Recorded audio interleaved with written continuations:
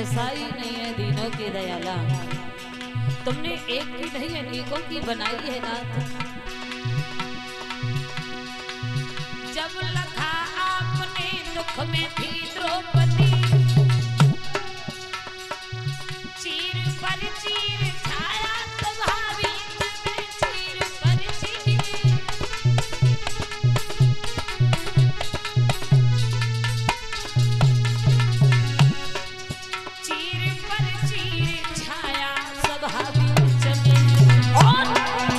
इतनी साड़ी खिंचाई गई थी जिसका कोई किनारा नहीं है।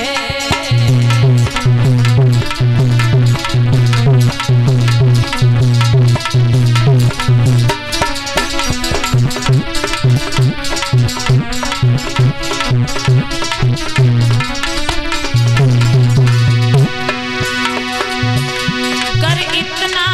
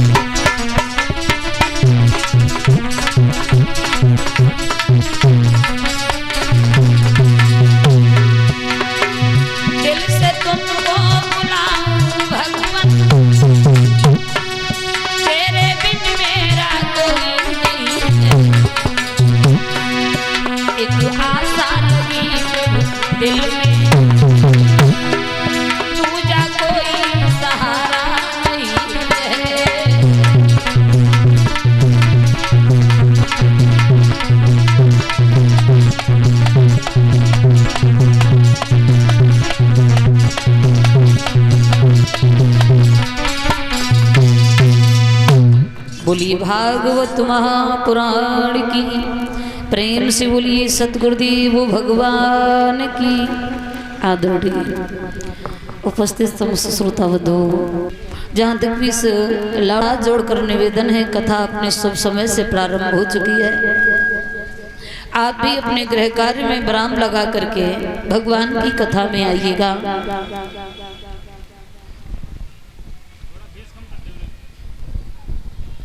भक्ति 9 प्रकार की होती है महाराज।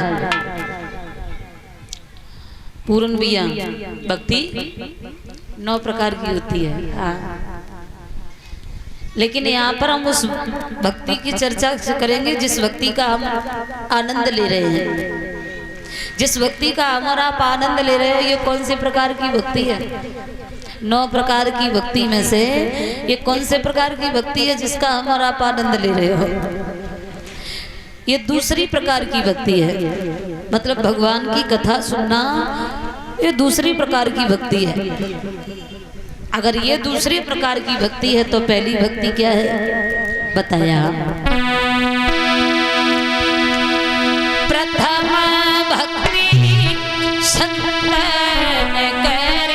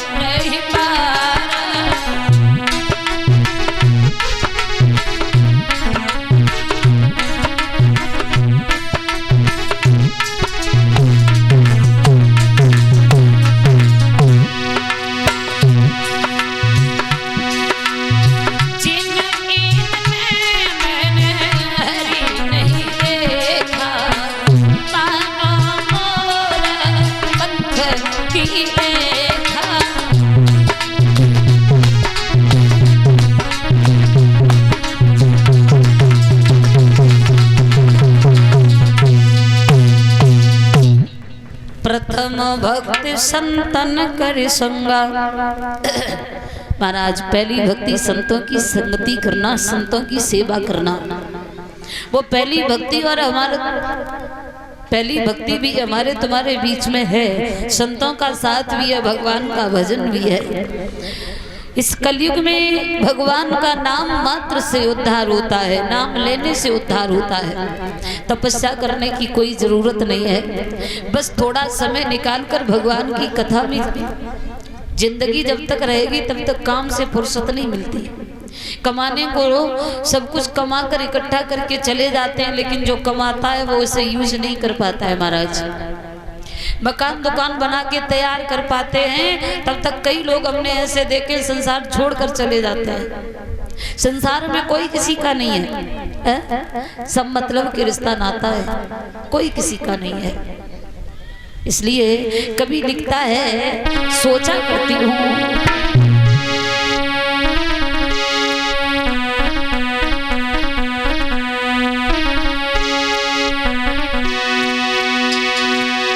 दुनिया में हजारों का मेला जुड़ा, मेला जुड़ा। अंश जब जब, अंश जब जब, अंश जब जब उड़ा तब अकेला उड़ा। अंश जब जब उड़ा तब अकेला उड़ा।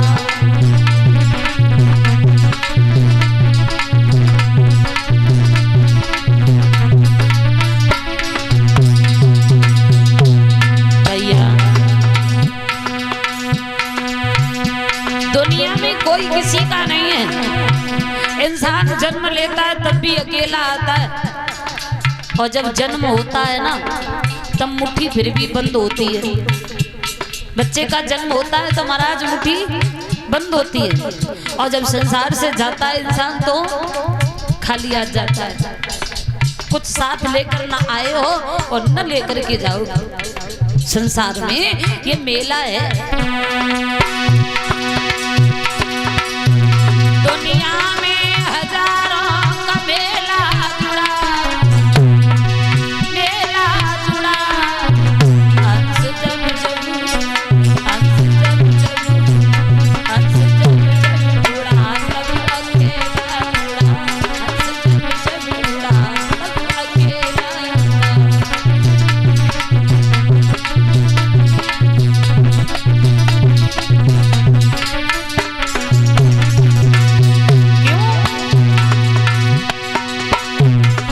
हाथी घोड़ा चलने वाले इसी घाट पर आए, नंगे पैरों चलने वाले इसी घाट पर आए। स्वर्ण भस्म को खाने वाले इसी घाट पर आए, और दाने भी चबाने वाले इसी घाट पर आए। दाने भी चबाने वाले इसी घाट पर आए।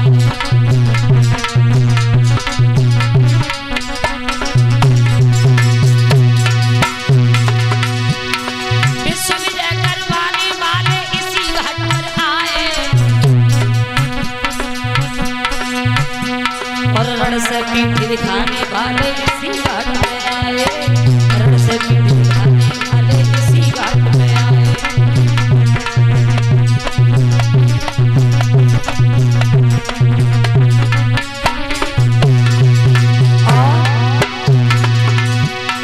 घर बनवा के नाती बेटा इतना ही कर पाए क्या? नाड़ी छूट गई तो भैया मरघट तक ले आए, नाड़ी छूट गई तो भैया मरघट तक ले आए।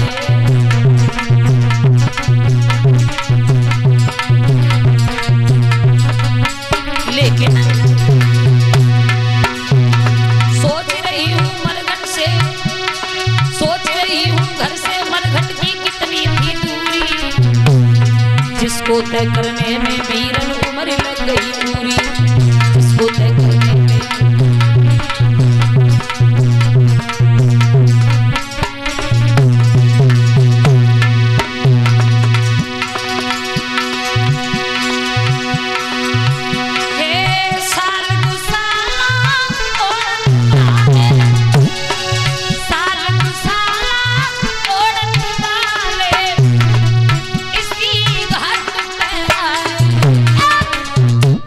बिना कफन मर जाने वाले इसी घाट पर आए, बिना कफन मर जाने वाले इसी घाट पे आए।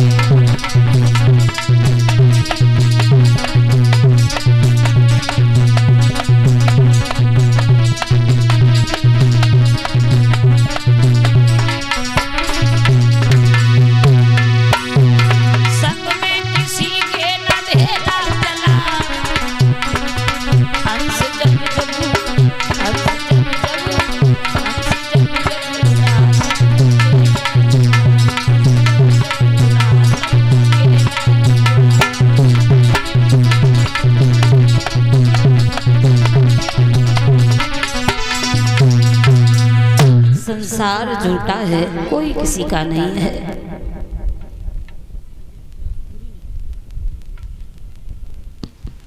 ये नोटों के हार से और 51 रुपया से सम्मानित किया है ये कि पति राकेश भैया के सुपुत्र यश बेटा ने। भगवान इस बच्चे को लंबी आयु दे, मनोकामना इच्छा पूर्ण करे। और 10 रुपया हमारे समस्त स्टाफ के लिए इनकी ओर से हैं।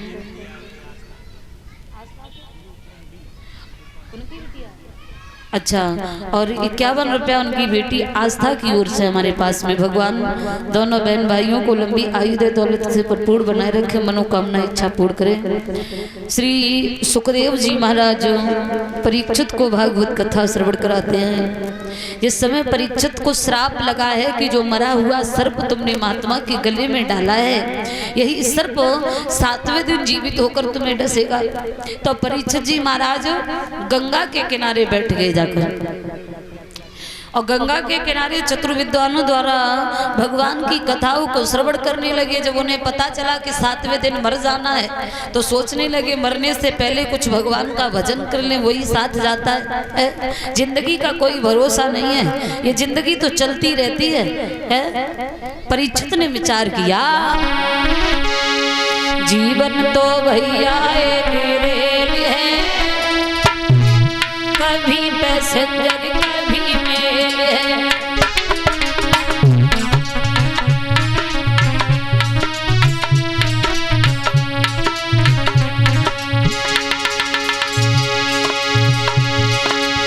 जीवन तो भैया एक रेल है, कभी पैसेंजर कभी मेल है।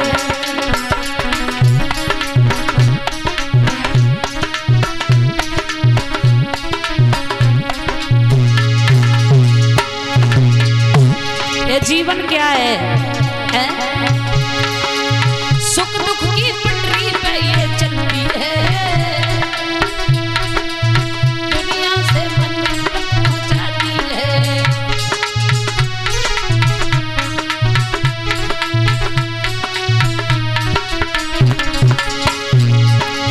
सुख दुख की पटरी पे ये चलती है, दुनिया से मंजिल तक कब तक चलती है?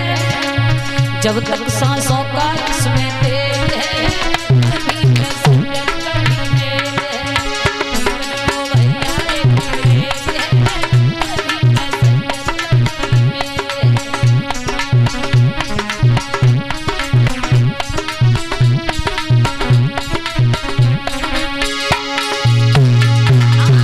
जीवन तो भैया एक रेल है, कभी पैसेंजर कभी मेल है।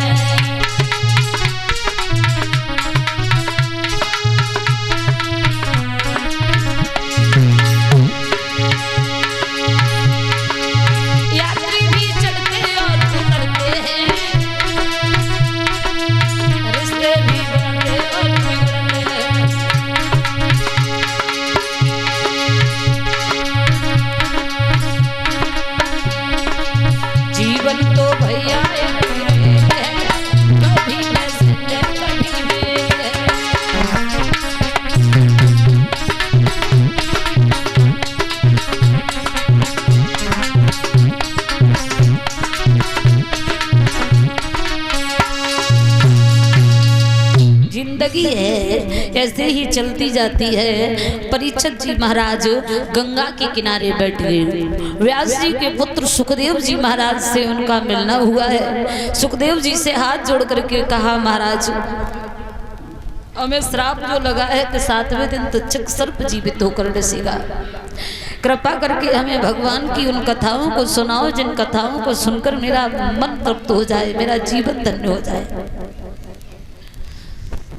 बैठा लिया है। सुखदेव जी महाराज ने कहा, परीक्षित श्रीमद् भागवत कथा सुनने के कुछ नियम होते हैं।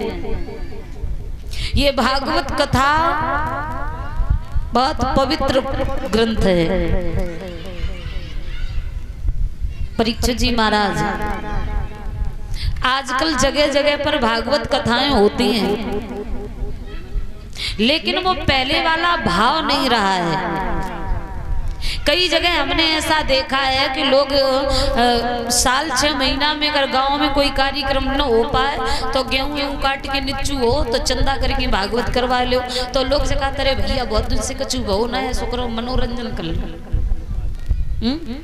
भागवत को मनोरंजन बताते हैं, जबकि इस कलयुग में पापों से मुक्ति दिलाने में केवल ये भागवत ग्रंथ ऐसा है। इस ग्रंथ को अगर मन से चित्त से सुन लिया जाए तो इस जन्म जन्मांतर के पाप नष्ट हो जाते हैं। भागवत को बड़े नियम पूर्वक सुनना चाहिए। घर से जब कथा सुनने आओ तो बड़े शुद्ध साफ चरित्र होना चाहिए। ऐसा न सोचा जाए कि भागवत में जाके हम कोई हमें कुर्सी वगैरह मिल जाए और सब नीचे बैठ जाए क्योंकि हम ज्यादा बड़े जमींदार हैं। ऐसा नहीं सोचना चाहिए। ऊंच नीच का भेदभाव, जाति पाति का भेदभाव नहीं होना चाहिए।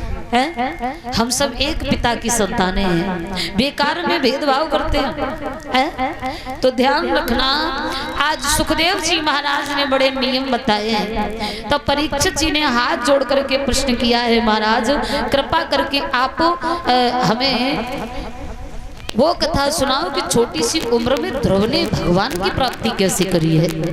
हमने सुना है 500 वर्ष तक महात्मा तपस्या करते रहते थे फिर भी भगवान नहीं मिलते थे, और अब 5 वर्ष के ध्रुव ने भगवान को पाया है।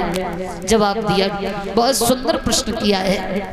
हमारे देश भारत का गौरव और सम्मान ऊंचा करने में ध्रुव प्रहलाद जैसे बच्चों का बड़ा योगदान रहा है। स्वाभिमनु शत्रुपा के 2 पुत्र हुए हैं महाराज, उत्तानपाद और प्रियव्रत। उत्तानपाद राजा बने, प्रियव्रत जो है वो जंगल में तपस्या करने चले गए। अगर भागवत में आते हो माताओं बहनों भाइयों तो थोड़ी देर के लिए कथा को बड़े ध्यान से सुन लेना चाहिए। फिर बाद में भजन कीर्तन तो होते ही रहते हैं, उसका भी कोई समय होता है। तो बस अभी थोड़ी देर ध्यान पूर्वक कथा में। स्वाभिमनु शत्रुपा के 2 पुत्र हुए हैं, उत्तानपाद राजा बने हैं।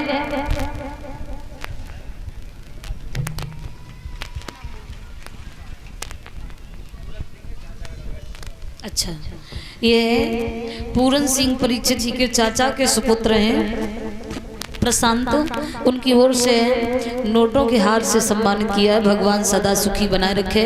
और ये परीक्षित जी का चचेरे भैया, चचेरे भैया चाचा लड़का एक ही बात है, चौंका है तो भी मतलब में। भगवान सदा सुखी बनाए रखे। उत्तानपाद राजा बड़े अच्छे राजा हैं, प्रजा को पुत्र की तरह पालते हैं। एक सुंदर पत्नी है आंगन में जिसका नाम सुनीति है। उत्तानपाद और सुनीति प्रजा का पालन बड़े अच्छे ढंग से कर रहे थे, कोई शिकायत का मौका नहीं देते थे। लेकिन महाराज एक दिन पत्नी ने आंगन की ओर देखा है तो आंगन में कोई पुत्र नहीं है। बिना पुत्र के आंगन सूना नजर आ रहा था। तो एक दिन दासी को अपने पास में बुलाया है और हाथ में हाथ पकड़ के समझाए कि बोली है,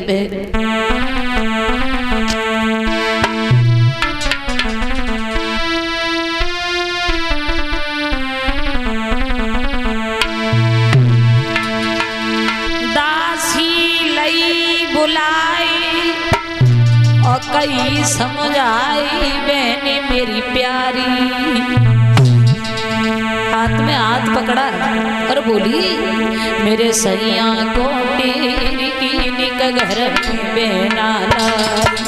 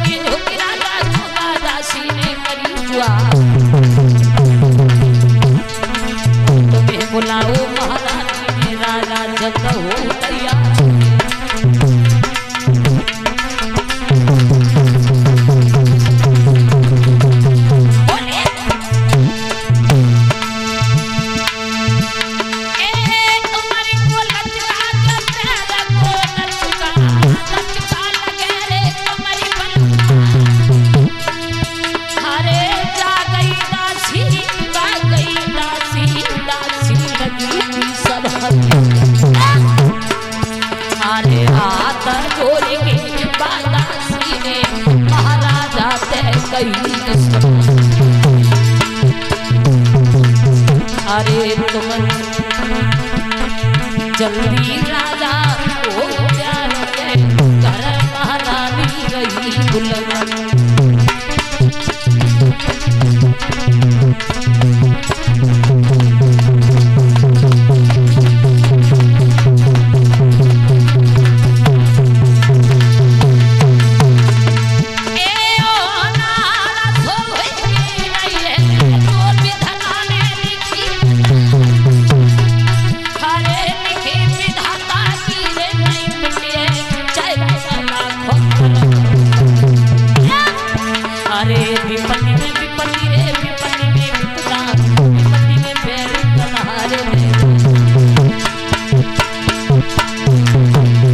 अरे घर को भैया रे बात नहीं पूछे रिश्तेदार रे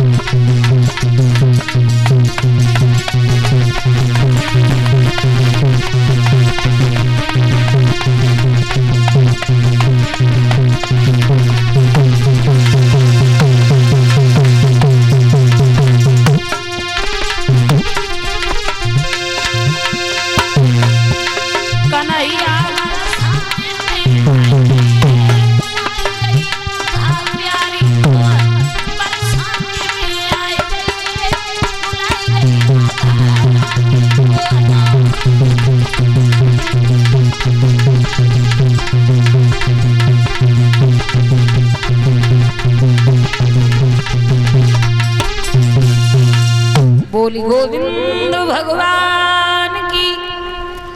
भैया दासी को